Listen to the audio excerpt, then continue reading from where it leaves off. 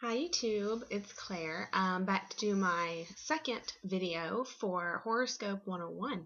And I just have one thing to say. What in the hell happened to Mary Ingalls?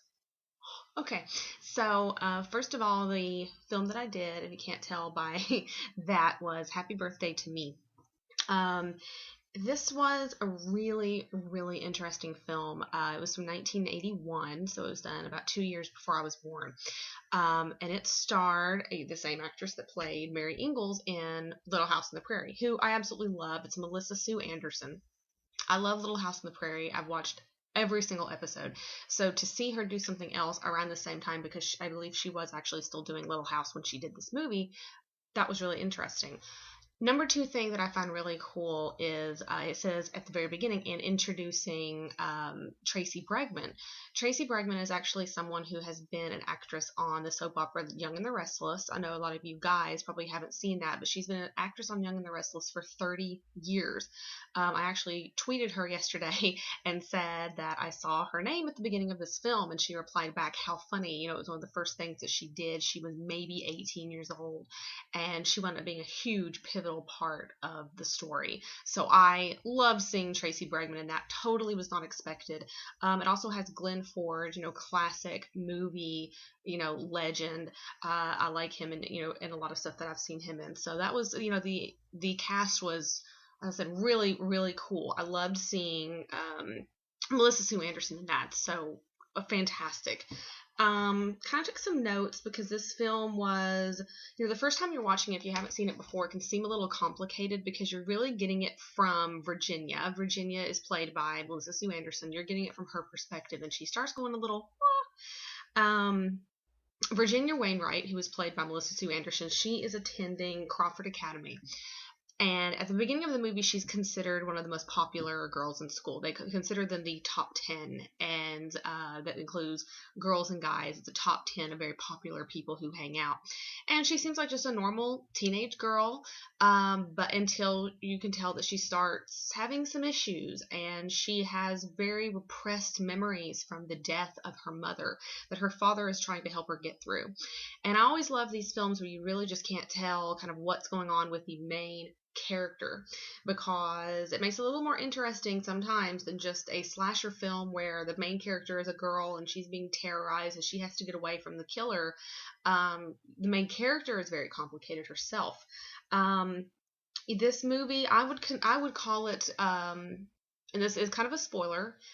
I'll give people time if they want to turn it off. I'll talk a few spoilers if you've already seen the movie. I'll try not to really give everything away, but this might be a spoiler.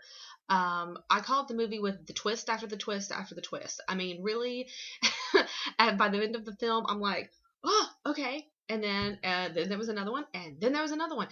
Twist, twist, twist. So I said that, M. Night Shyamalan ain't got nothing on the twists in this film because it's just one after the other after the other at the end. Okay, as for, kind of what makes it horror, this is definitely, I wouldn't necessarily call it, I mean, it's a slasher, I guess, but it's definitely horror, thriller, has some gore, not a ton of it, but it's just enough. It wasn't, I wouldn't call it gratuitous, actually. You could probably see this film if you're a little bit younger. For all you younger YouTubers out there, it's not extremely gory if that stuff bothers you, but I like gore, so it was interesting seeing a lot of it. Now I particularly like the different kind of kills. There were lots of inventive little ways to do the kills. I really enjoyed, okay, I like any film that they have different, more inventive kills like this, and it kind of harkened back to me in my head. It reminded me of when I watched Sleepaway Camp, because there was all these different ways that all the characters died. So obviously this is kind of, as I said, kind of a spoiler, but all the friends in the top 10 start being taken out.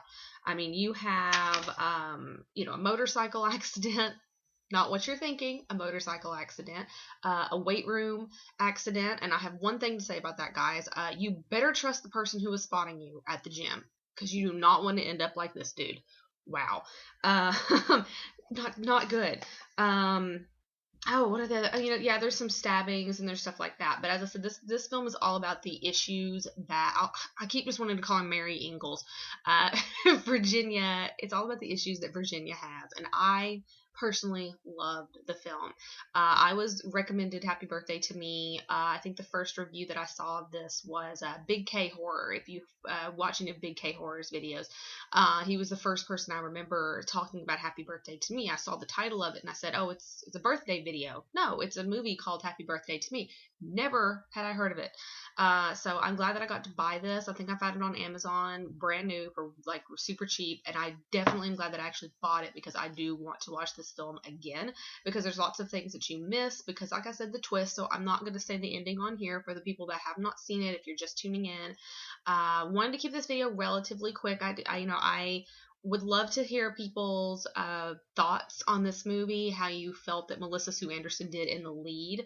I was talking to my dad, and he's a big television and movie buff, and maybe that's where I got it from. My dad knows like every actor and every movie that everyone's ever been in. I call him like the living IMDb, and my husband calls me the living IMDb, but my dad knows even more. And I told him about this movie and said that she was in it, and he was like, "Wow, you haven't really seen her in anything." So I would love if I ever saw her somewhere signing autographs or something like that to say that I've seen Happy Birthday to Me, and it's like my favorite thing she's ever done because I think her acting chops in this were 10 times better even than what she used in Little House. So if you're a Little House on the Prairie fan, go check this out because Melissa Sue Anderson is great. If you happen to watch soap operas, you got Tracy Bregman. There's a few other actors that you've definitely seen before. So this is not, and I believe it was a Canadian film. It was definitely filmed in Canada. You get some of the Canadian accents with some of the extras and stuff like that. It's pretty cool. So hope you guys enjoyed my review and my recommendation. I definitely recommend Happy Birthday to Me. And you guys have a fantastic rest of the week where we have a brand new topic.